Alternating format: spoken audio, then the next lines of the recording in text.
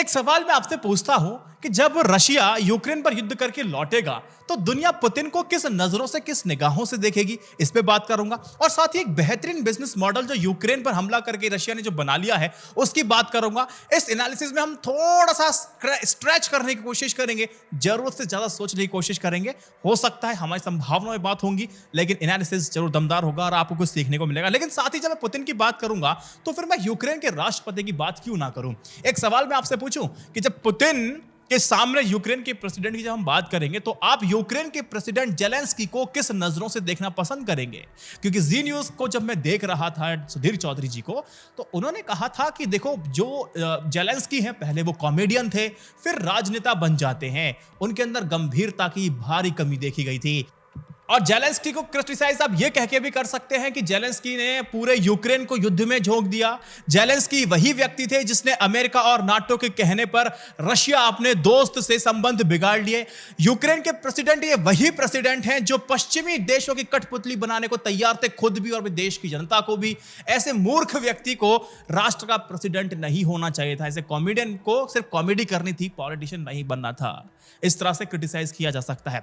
अब मैं साइड को फ्लिप करता हूं और पूछना चाहता हूं कि आज के दौर में जब राजनेता कॉमेडियन बन चुके हैं, जब एक कॉमेडियन राजनेता बन चुका है और आज भी वो खड़ा होकर के ये कहता है कि मैं देश की जनता के साथ खड़ा रहूंगा, यहां से भाग करके नहीं जाऊंगा, वो लीडर, क्या जेलेंस्की के अंदर का वो लीडर नहीं बोल रहा कि मैं भागूंगा नहीं, जनता के साथ लड़ूंगा। और एक संघर्षशील नेता के तौर पर क्या जेलेंस्की उभर करके नहीं आ रहे हैं, एक परिपक्व नेता के तौर पर उभर करके नहीं आ रहे हैं।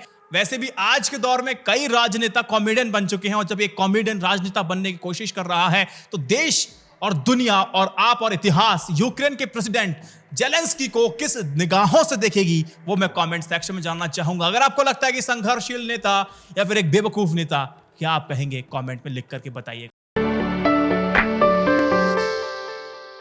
अब बात करते हैं युद्ध खत्म होने के बाद पुतिन को किस नजरों से दुनिया देखने वाली है। यकीन मानिए आप जानकर के हैरान होने वाले हैं। पुतिन का जो हथियारों वाला खेल है ना, वो भी मैं आपको समझाऊंगा। थोड़ा हम जरूरत से ज्यादा सोचेंगे इस वीडियो के अंदर।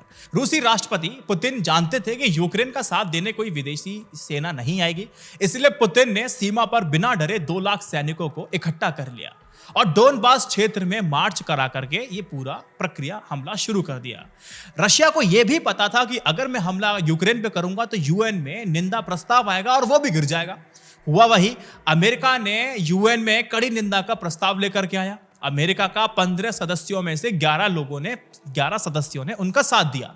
अगर पूरे 14 लोग भी अमेरिका का साथ देते तो रशिया को पता था कि वो अगर वीटो का इस्तेमाल करेगा तो ये प्रस्ताव अपने आप गिर जाएगा।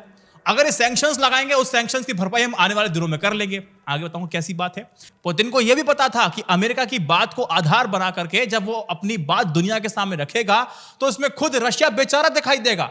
कैसे? देखिए, पुतिन अपनी कार्रवाई को सही ठहराने के लिए क्या कर सकते हैं, अमेरिका के ही मुनरो सिद्धांत का वो इस्तेमाल कर रहे हैं। अगर अमेरिका यह कहता है कि वो अपने आसपास दूसरे देशों के हथियारों को जमा नहीं होने देगा तो रूस भी यूक्रेन को नाटो के करीब जाने से रोकने को लेकर अपनी जगह सही है, क्योंकि इससे नाटो की फौज रूस के दरवाजे तक पहुंच जाती। अगर अमेरिका अपने पास विरोधियों के सैन्य उपकरण जमा नहीं होने देना चाहता तो रशिया भी भला अपने मुहाने पर विरोधियों के सैन्य उपकरण को क्यों जमा होने देगा। वो इस लॉजिक के साथ जाएगा, वो विदेश के अंदर बात करेगा।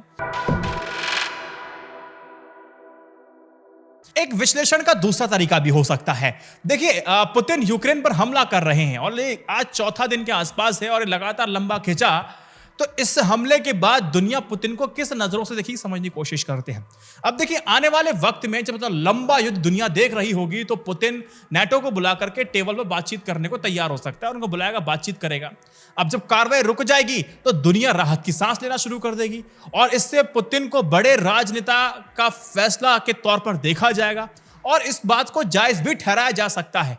हो सकता है कि आप में से कई सारे लोग और बहुत सारे नेता ये कहते हुए दिखाई दें कि रूसी सशस्त्र बल यूक्रेन के शहरों पर कोई मिसाइल या जमीनी हमले नहीं कर रहा था और अत्याधुनिक सटीक हथियार केवल सैन्य संबंधी बुनियादी ढांचों को नष्ट कर रहे हैं। सैन्य हवाई अड्डे, विमान, यूक्रेन के सशस्त्र बलों की वायु रक्षा सुविधाएं आदि उन्होंने यूक्रेन को केवल सैन्य ठिकानों को तबाह किया है और बाकी के हिस्सों को नुकसान नहीं पहुंचा है। वहां के लोग अभी भी जीवित हैं, उनको कोई समस्या तो हुई नहीं।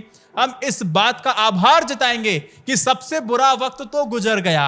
इसी तरह से दबंगों की जीत हो जाती है दोस्त, और इस बात की संभावना अधिक है कि इस युद्ध के अंत में पुतिन को झगड़ा शुरू करने वाले की जगह एक बड़े राजनेता के तौर पे देखा जाना शुरू हो जाएगा। इस पे भी बात चलेंगी। पुतिन को हिंसा के लिए कीमत चुकानी पड़ सकती है, यह अगर कोई कह रहा है तो दोस्त आप ये बात मानना कि जो बात कही गई है वो सिर्फ कहने के मात्र कही गई है। बात करते हैं दूसरी, अब इसको विश्लेषण को लेना दूसरे एंगल पे।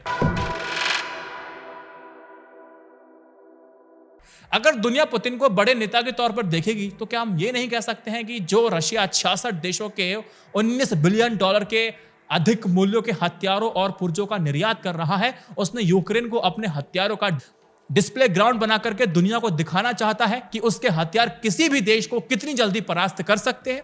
वैसे भी साल 2016 से 2020 में अगर आप देखेंगे तो रशिया के हथियारों की बिक्री में 22% की गिरावट देखने को मिली है, और वहीं पर अगर आप देखेंगे तो अमेरिका ने तेजी से हथियार बेचे हैं और फ्रांस ने 44% की वृद्धि दर्ज कराई है। लेकिन अफगानिस्तान में अमेरिका की हार ने उसके हथियारों की विश्वसनीयता पर संदेह पैदा कर दिया है।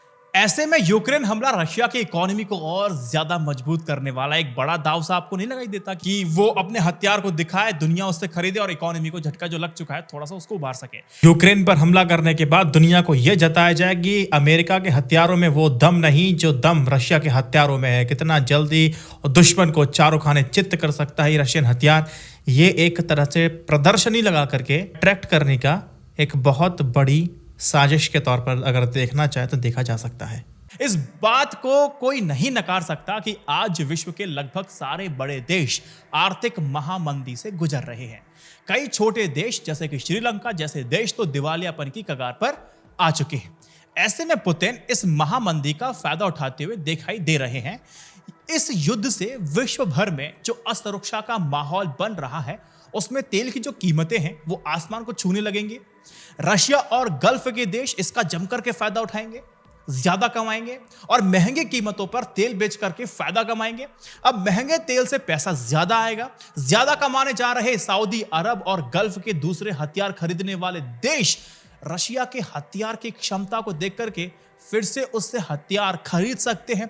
अब दुनिया रशिया से हथियार खरीदेगी, हथियार खरीदेगी तो रशिया के पास पैसा आएगा, इकोनॉमी जो नीचे जा रही थी वो ऊपर जाएगी और पुतिन का जो सपना था वो बिल्कुल साकार होता दिखाई देगा। सुपर पावर की इमेज भी बनी, हथियार भी बिक रहे हैं, पैसा भी आ रहा है और दुनिया भी पुतिन को एक बड़े नेता के तौर पे देख रही है। कोई तरह से विश्लेषण करना कितना गलत आपको लगता है? कितना परसेंट आपको लगता है कि विश्लेषण ठीक है और कितना परसेंट आपको लगता है कि स्पेक्युलेशन है? इस वीडियो को 3 व्हाट्सएप ग्रुप में शेयर कीजिएगा ताकि ज्यादा से ज्यादा लोगों की राय मुझे और आपको देखने को मिले। जय Hind, Vande Mataram, stay updated, stay educated, सत्यमेव जयते। नमस्कार।